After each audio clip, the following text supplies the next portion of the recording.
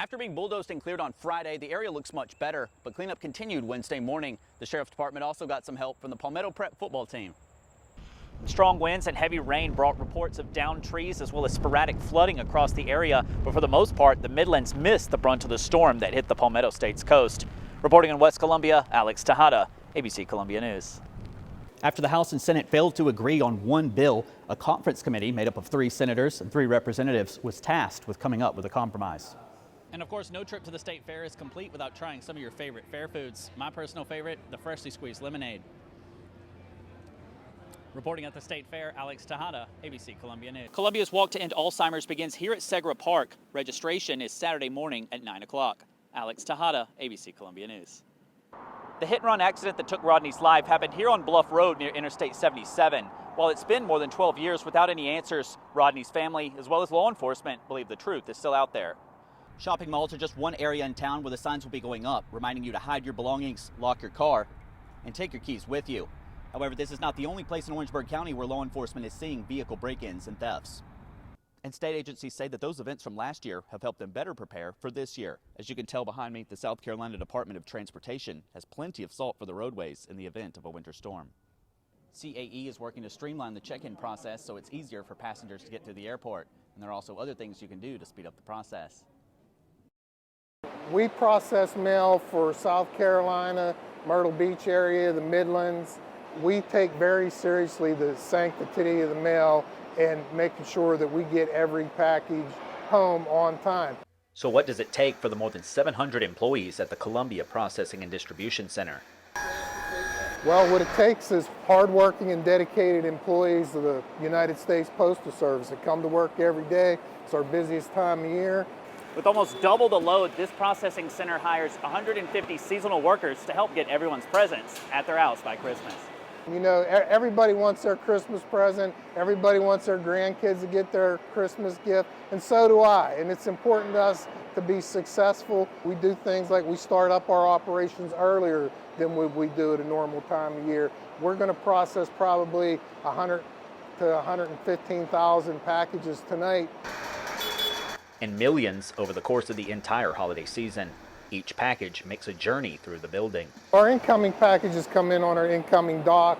We color code it based on the delivery day. We stage it in the queue on the floor, and then we put it on our parcel sorting machines, and we work to process every piece that we get in the building prior to midnight, and then most days beyond midnight. It means a lot of busy hours with the priority mail deadline having just passed on December 19th. The deadline for express mail is coming up tomorrow. But with that being said, if you get this mail in this building in Columbia, South Carolina by midnight on Friday, we're going to get it out to delivery Saturday morning. Alex Tejada, ABC Columbia News. So far, it has really been great. Business has been really good this whole year. Despite the year of good business, something special saw a modest crowd on Small Business Saturday. It was okay. I don't think it got publicized as much as it usually has in the past. For one shop in 5 Points, this past weekend was great for business. Coming off of a fantastic Black Friday, we expect great things going forward. This was probably the best Black Friday we've had in years. Good for the Soul's owner says he has noticed an increase in foot traffic. I think people are kind of shifting away from online shopping and trying to get out. You know, we were locked down for so long and people were hesitant in going out. So I think people are looking for the experience of shopping instead of just doing it online now. Because of this, Good for the Soul sees a lot of shoppers who are just passing by. But the store also has a loyal customer base. Very honored and lucky that we've got customers that do support us. They check with us first to see if we have a particular style or different colors in a shoe. If we don't have it, they're willing to let us try to get it for them. And if you see something you like and something special, you might want to go ahead and buy it because of the store's limited inventory. For us, like we keep on telling people, if you see it, get it now. Because a lot of stuff, we don't order a large amount of product. While neither Main Street or 5 Points was full of shoppers on Wednesday, local businesses expect crowds to pick back up. We noticed, you know, a little bit of calming down right after Black Friday Small Business Saturday. And then the weeks leading up to Christmas, though, it'll start gaining momentum again. Business has been really good this whole year.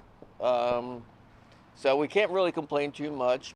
No matter what is on your list, both stores urge you to shop local this year. Alex Tejada, ABC Columbia News.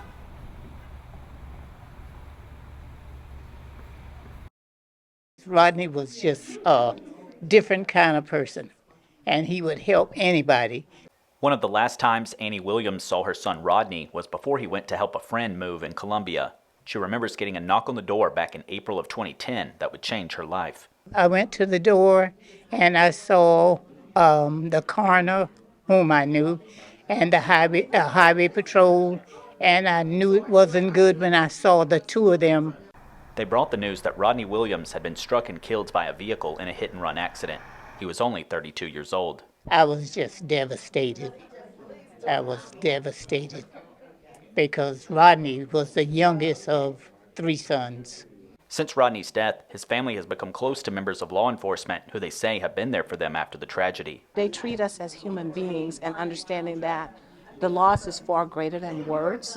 They're kind of just like my family. That's how I feel now. Like I said, when my mom passed away a few years ago, and I told Miss Annie Williams that she has to kind of be filling that void for me, and she's been there, ever since. And like I said, Tina and the rest of the family has been just like a part of my family.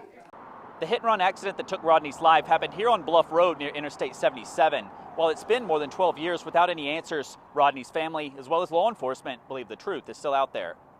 I'm sure there's somebody out there that could know answers. Like I said, we're not going to stop pursuing it, like I said, and hopefully, we never know. Like I said, but we remain hopeful. What inspires me is whenever I turn on the news and see or hear a story of a 20 or 30-year-old case being solved, it gives me hope, and I believe.